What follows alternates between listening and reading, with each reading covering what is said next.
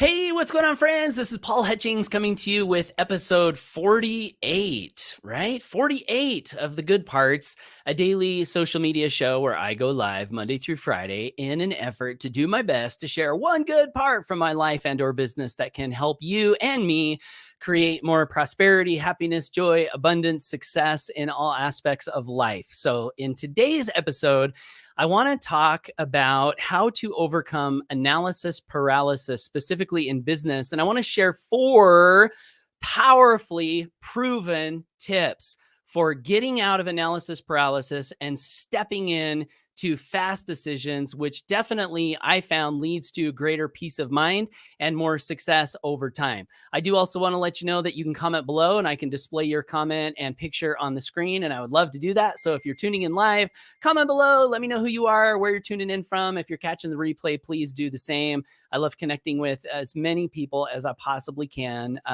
So there's that. So tips. I want to share with you guys just a quick little story. So in the description of this episode, I wrote that I yesterday walked into a store. I asked 2 or 3 questions. I was looking at making a purchase that was a $4,400 purchase. So it was kind of, somewhat a little bit bigger ticket item. It was a lawnmower for my rental property business. I needed to get a new 0-turn lawnmower. So I walk in, I ask a couple of questions, and I say, okay, I'm going to call you back as soon as I get home, run it by my wife. So I walked out of the store, went home, ran it by my wife. She says, yeah, go ahead. So I call, I said, okay, I'm coming to pick it up. Boom, went in, picked it up, paid the money, brought it home. Boom, that was it.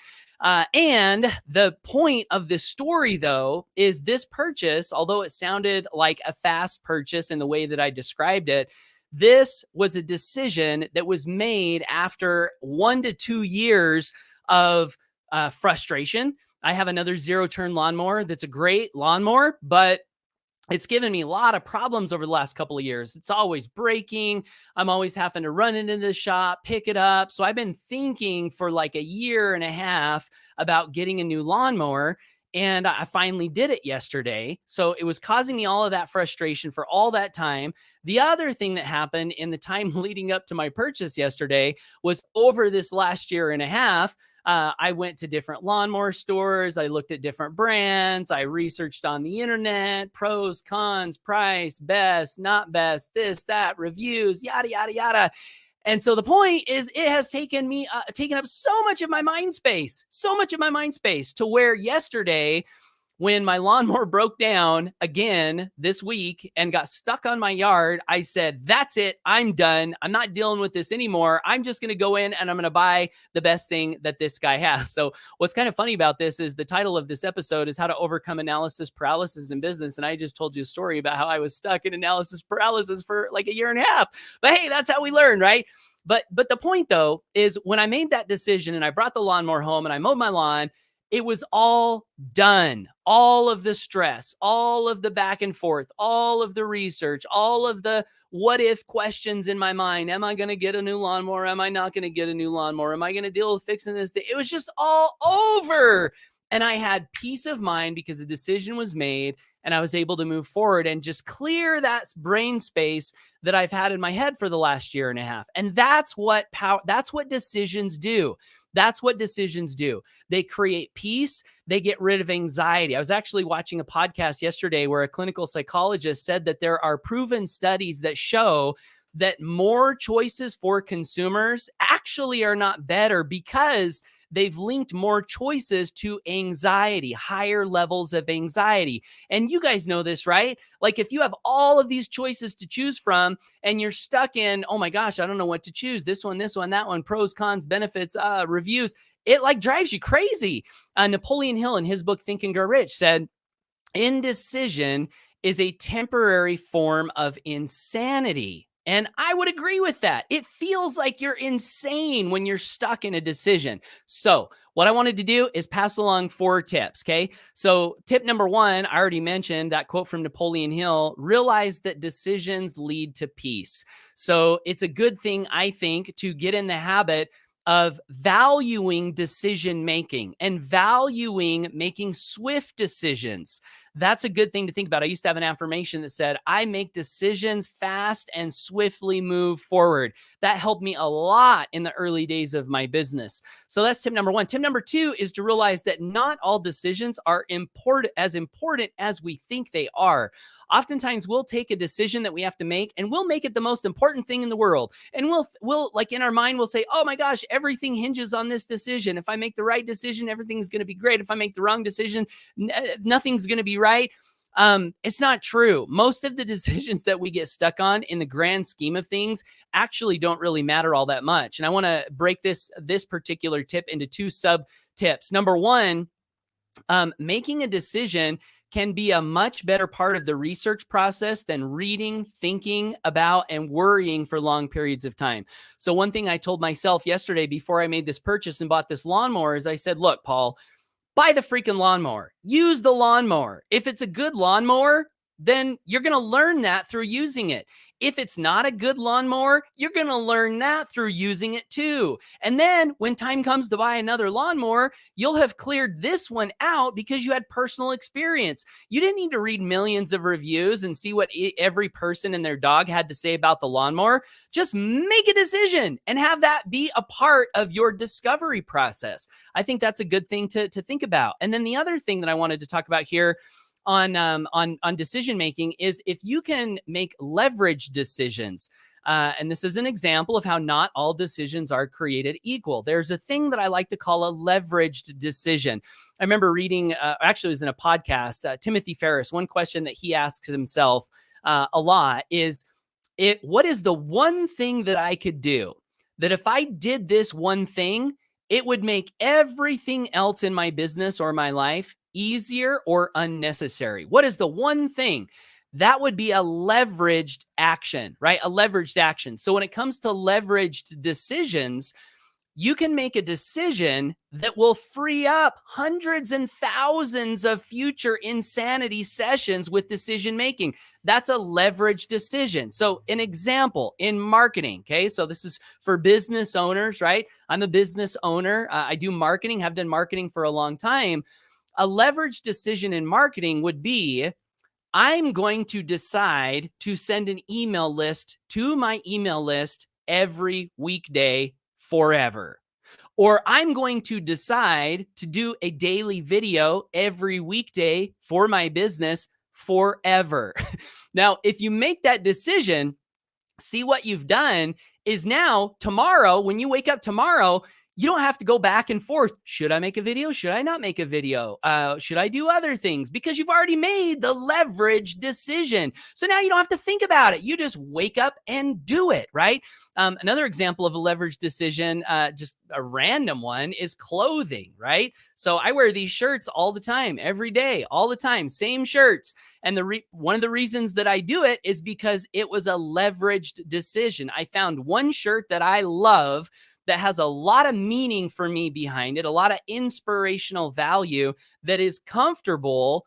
And now every day I don't have to look at my wardrobe and think, what am I going to wear today? I just put on my shirt. That's a leverage decision. So I think that can help a lot with getting out of analysis paralysis. Make those leverage decisions.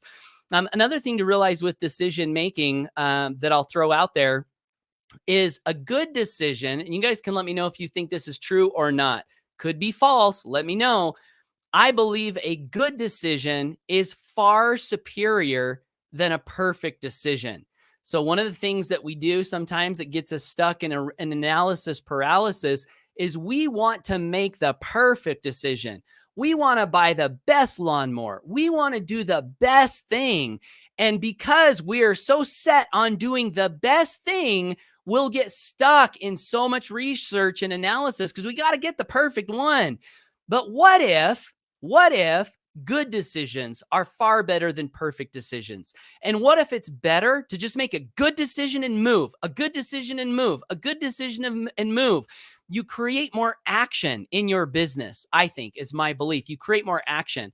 And one of the things that I think is true is that the amount of action you take consistently in your business over time, I know this is true specifically in the online marketing world, the decision to take action consistently in my business is so much better, so much more important, so much more relevant than any tool purchases or autoresponder purchases or website purchases that I've made, these countless decisions that I've made as a business owner, none of them, they all pale in comparison to the decision to take action consistently and be in action as much as possible.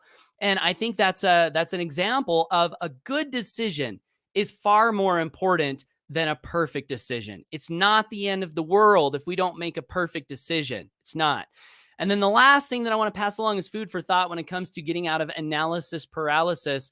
This is a little line from a book that I read that, what's up, Mike Hobbs? Thanks for tuning in.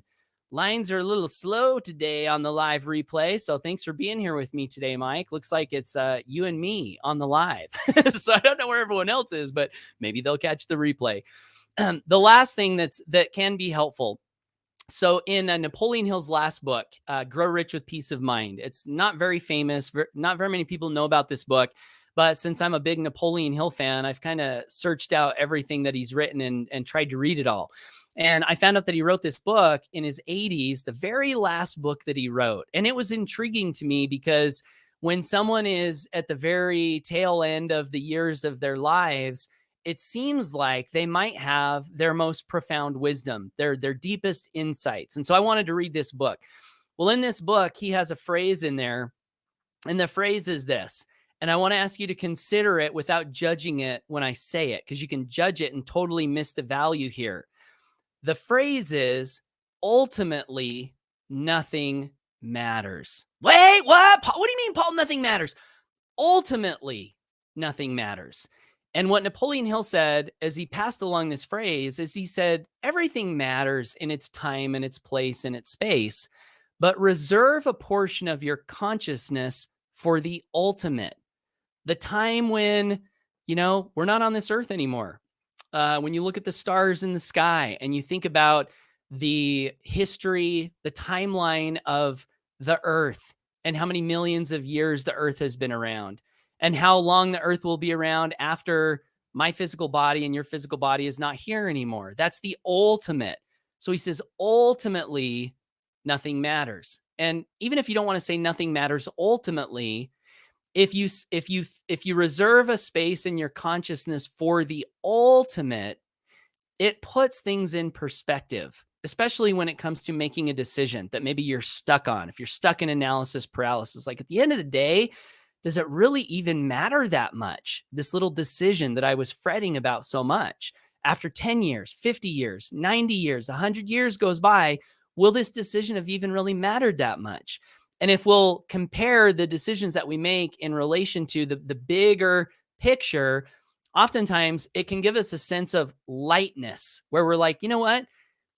Choosing this Amazon product or this Amazon product or this lawnmower, ultimately, not really a big deal.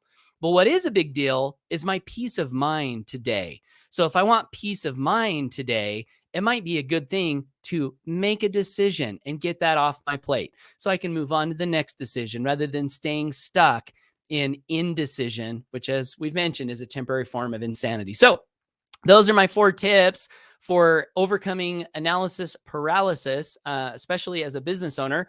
Hopefully they've been helpful to you. And I don't see any comments, but if you want to leave a comment, ask me a question, I'm happy to do anything I can to serve you and provide any sort of value that I can. I do also want to let you know that I do these episodes every day, Monday through Friday. So if you got value from this content, you want more from me, I would love to invite you to subscribe to me on social media. And or the best way to subscribe is to visit my treasure trove, which is a website, but I call it a treasure trove because there's some really cool life-enhancing, business-enhancing free gifts that you can find on that page. And you can pick up a free gift and subscribe to my email list and be sure to get all of my content via email where you can consume it in the comfort of wherever it is that you're at, and be sure not to miss it. paulhutchings.net/GIFTS. So that's it, guys. Thanks for tuning in. Hope you have a great day. Take action. Go for your dreams. And we'll hopefully catch you in the next episode of The Good Parts. Take care and bye.